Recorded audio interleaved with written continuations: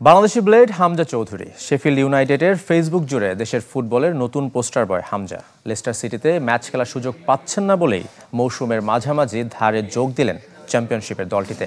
আপাতত চুক্তি 6 মাসের হলেও পাকাপাকিভাবে শেফিল্ডে স্থায়ী হবার সুযোগ আছে। হামজার সামনে রয়েছে শেফিল্ডকে প্রিমিয়ার লিগে তোলার সুযোগ। ইংলিশ ফুটবলের শিরোনামে বাংলাদেশ, অবধারিতভাবেই যার কেন্দ্রে হামজা চৌধুরী। গত ডিসেম্বরে লাল সবুজের জার্সি গায়ে জড়ানোর ব্যাপারে ফিফার সবুজ সংকেতের পর বিশ্ব ফুটবলের শিরোনাম হয়েছিলেন এই লেস্টার তারকা। ক্লাবের পক্ষ থেকে জানানো হয়েছিল শুভেচ্ছা বার্তা। আরও একবার যখন শিরোনাম হলেন, সেখানে অবশ্য অনুপস্থিত লেস্টার সিটি। এবারে দৃশ্যপট জুড়ে ইংলিশ ফুটবলের দ্বিতীয় স্তরের দল শেফিল্ড ইউনাইটেড। নিজেদের ডাক নাম ব্লেডের সাথে বাংলাদেশকে জড়িয়ে বাংলাদেশি ব্লেড হিসেবে পরিচয় করে দিয়েছে নতুন রিক্রুটকে।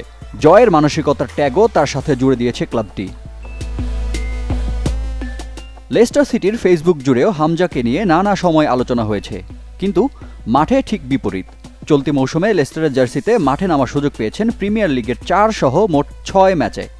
তাই তো হামজার ক্লাব ছাড়ার গুঞ্জন চলছিল বেশ কিছুদিন ধরেই। লেস্টারের সাথে হামজার চুক্তির 2.5 বছর বাকি। তবু গেম টাইম না পাওয়াতে হামজা দল ছাড়তে রাজি হয়েছেন। আর সে সিদ্ধান্তে হামজার প্রথম ও একমাত্র পছন্দ শেফিল্ড ইউনাইটেড।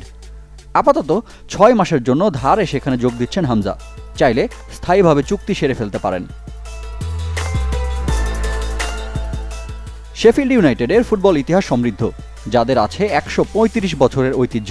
ইংলিশ প্রিমিয়ার লিগে ধারাবাহিকভাবে ওঠা আর নামার মধ্যে থাকা দলটি এবারে চ্যাম্পিয়নশিপ লিগেও আছে টেবিলের দ্বিতীয় স্থানে। হামজার শেফিল্ডে যোগ দেওয়ার পেছনে বড় এক কারণ হিসেবে কাজ করেছে দলটির বর্তমান কোচ। এর আগে ওয়াটফোর্ডে ধারে খেলার সময় কোচ হিসেবে পেয়েছিলেন ওয়াইল্ডারকে। এবারও তার ডাকে সাড়া দিয়ে যোগ দিলেন শেফিল্ডে।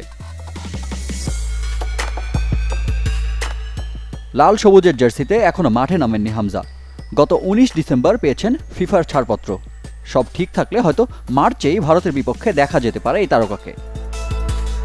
রিফাত হোসেন, চ্যানেল 24।